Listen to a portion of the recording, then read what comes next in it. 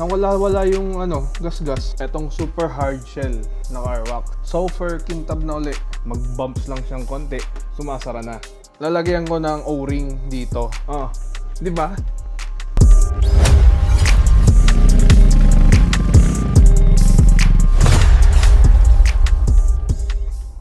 What's up guys? Welcome back ulit sa channel. So for today's video, magpapakintab tayo ng helmet. So itong helmet natin, yung Sec Revolt. So pakita ko lang sa inyo. So matagal na to sa atin guys. More than 3 years na. Ito yung pinakauna kong helmet. May mga gas-gas na rin siya guys. So yan o. Sana kita sa camera. And then medyo faded na rin yung niya, kintab. So yun guys, samahan niyo ako. Mapakintabin natin to. And then panoorin nyo kasi kung nagbabalak din kayong mag-restore or pakintabin yung helmet nyo, panoorin nyo to. Okay guys. So aayusin din natin pala yung modular mechanism niya. Kasi parang maluwag na rin. So ito, papakita ko sa inyo. Mag-bumps lang siyang konti. Sumasara na. So ayan, so solusyonan natin kung paano maayos tong sa modular niya. Okay guys, so subaybayan nyo lang.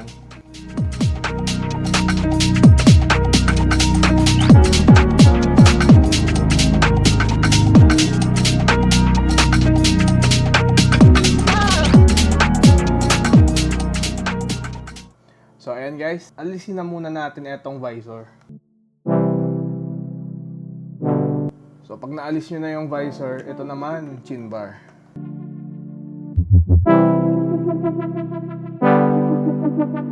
So ayun guys, naalis na natin yung chin bar ng ating helmet. So pagkatapos nyan, kung meron din kayong mga stickers dito sa helmet, alisin nyo rin. Para mabilis yung pag-alis nyo ng sticker, gamitan nyo na lang ng hair dryer. Or kung may heat gun kayo, mas mabuti. Ayan.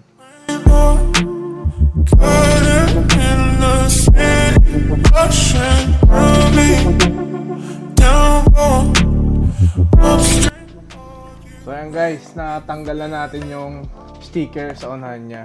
So kung makikita nyo, yung ilalim niya ay makintab pa at maputi pa siya compared dito sa exposed area. So itatry natin na maibalik natin dito sa ganyan na kulay. Okay guys. So alisin ko pa itong isang sticker tapos simulan na natin yung paglagay ng rubbing compound.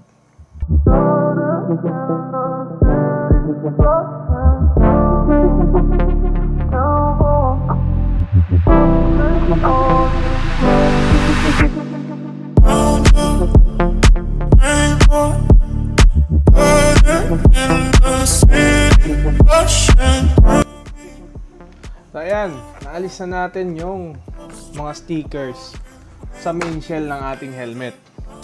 Ngayon naman ang gagawin natin, lagyan na natin ng rubbing compound. So ang gamit natin na rubbing compound ay turtle wax. Yan. And then, kuha lang kayo ng malinis na microfiber cloth. So ayan guys, unahin na muna natin etong may mga gas-gas.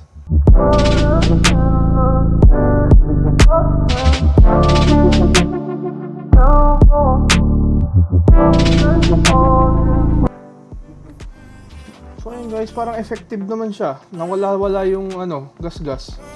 And parang pumuputi na yung white part niya compared dito. Ito medyo yellowish pa. Ito pumuti na oh. So yan, patuloy lang natin.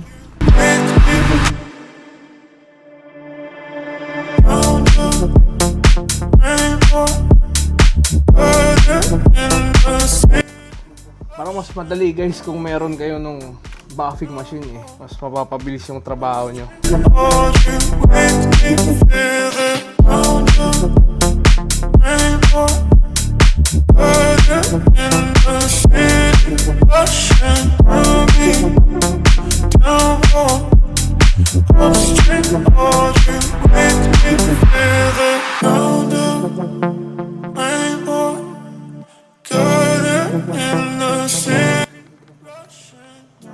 Guys,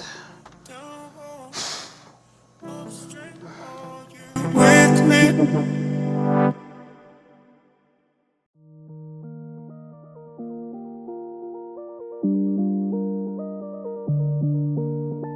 Tudo repete como se o tempo So ayan guys.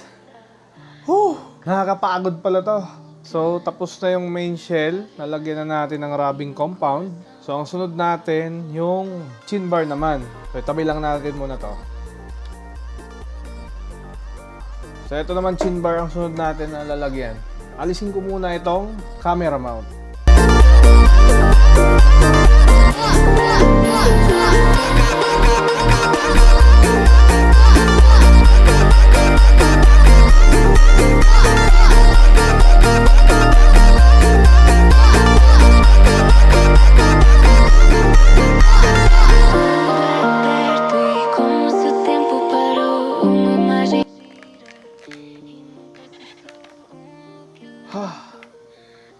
So ayun guys. Naalis na natin yung chin bar. Grabe, ang lakas ng pandikit na ito. 3 years mahigit nakakabit sa helmet natin. Pero ang lakas pa rin ng pandikit. Anong brand ba to? GRX helmet mount. Sobrang kapit pala na ito guys. So ayan, prep ko lang tong chin bar.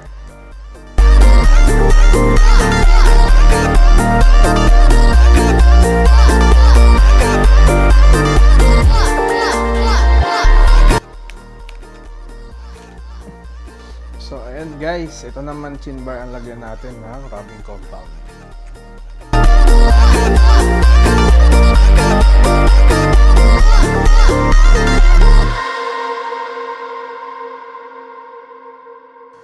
Yeah, okay na yan guys. Tapos na yung chin bar natin.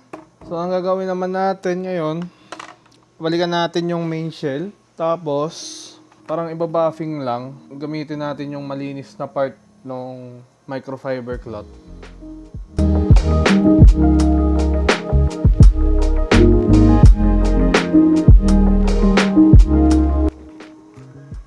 Ayan.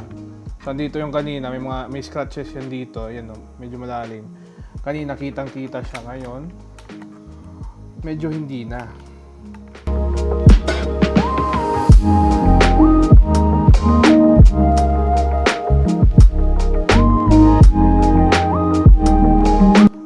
Di ba kanina yung inalis natin yung sticker, medyo maputi yun.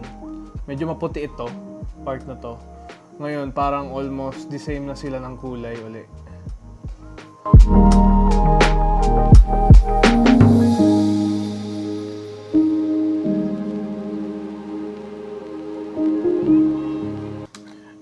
Isunod naman natin yung chin bar.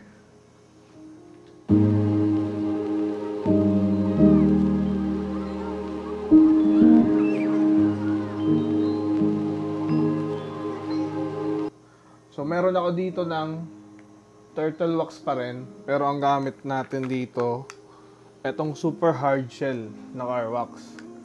So lalagay natin siya dito para maprotektahan yung ilalim.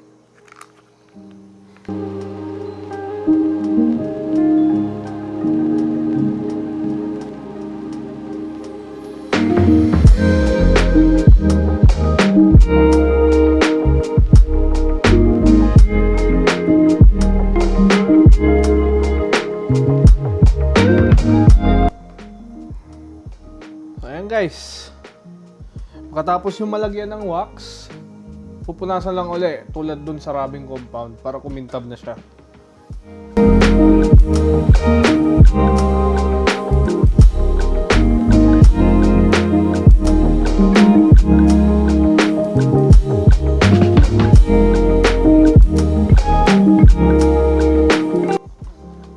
Ayan guys, oh,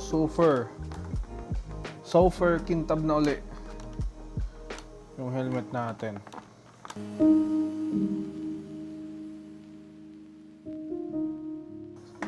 So yung chin bar naman guys,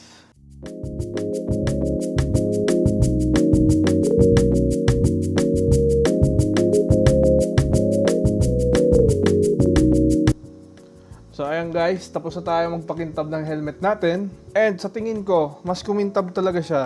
And parang bumalik yung tunay na kulay niya compared nung sinimulan natin to. So ayan, makikita nyo, makintab na siya. So ayan. Kahit yung mga gas-gas dito kanina, medyo nag-lessen na siya. Halos hindi na visible. Makikita nyo. Tapos di ba kanina yung pagsimula ng video natin, yung inalis kong sticker dito, may iniwan na parang namumuti. So dito, medyo ano na siya, same na siya sa buong shell yung kulay niya. So ngayon naman guys, itatry natin na ayusin yung sa modular niya. So dito kasi sa chin bar, nandito yung parang lock. Kung makikita nyo, ayan, pudpud na yung lock niya dito. So itong part na yan, medyo rounded siya. Kaya sa main shell, ito yung parang nagla-lock sa kanya. So aayusin natin to. Ang naiisip kong solution, lalagyan ko ng O-ring dito. Kaso yun lang nga, di ko alam kung tatagal siya. So yun nga, parang experiment to. Ito try natin. Tapos mag-update ako siguro mga after ilang week kung okay pa ba yung solusyon natin. So eto, meron tayong mga O-rings dito. So gagawin ko, lalagyan ko dito guys sa parang knob niya. So kung kita nyo, ayan. Lalagyan ko siya dyan. So dito kasi nag-flat na siya eh. So ayan guys.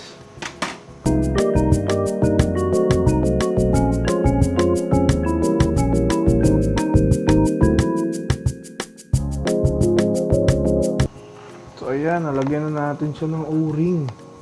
Sa kabila naman guys.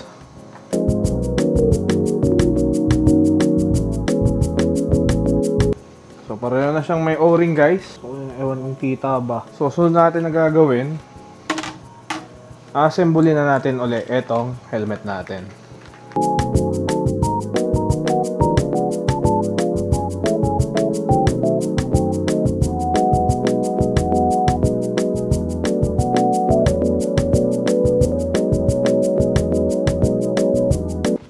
So ayan guys, naibalik na natin or naibuo na natin ulit yung helmet. So ayan guys, kung makikita nyo, mas makintab na siya ngayon compared kanina. So di ba kanina may mga scratches dito, so ngayon hindi na siya gaano halata. Ayan. Tapos yung di ba sa sticker, kanina may sticker dito. Pag alis natin, medyo white itong part na to. So ngayon, parang pantay na sila oh. So parang pumuti pa rin yung white part niya.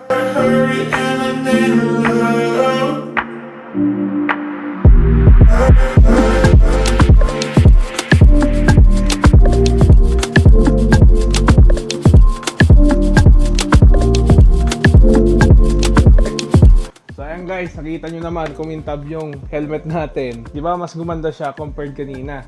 So yan, nawala yung mga watermarks niya. And then yung mga scratches niya, medyo numipis siya or hindi nahalata. So yan guys, kung makikita nyo, di ba?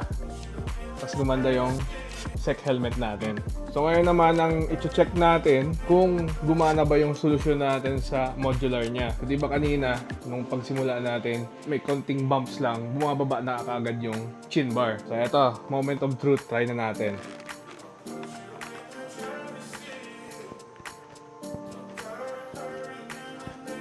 So ayun, mukhang gumana nga talaga yung solusyon natin sa chin bar. Oh, di ba? Parang nangyayari, mas kumunat yung lock niya dahil doon sa O-rings. Ayan guys.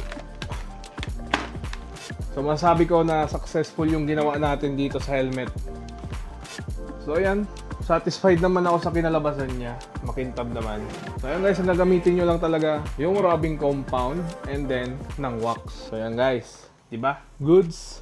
So yan lang naman guys. Salamat sa panonood. Mag-like and subscribe kayo dyan para updated kayo lagi sa mga videos natin. Also, lalagay ko sa description yung mga pwede nyong gamitin na wax. Ayan guys. Guys, hanggang sa ulitin. Abangan nyo yung mga susunod na video. Paalam!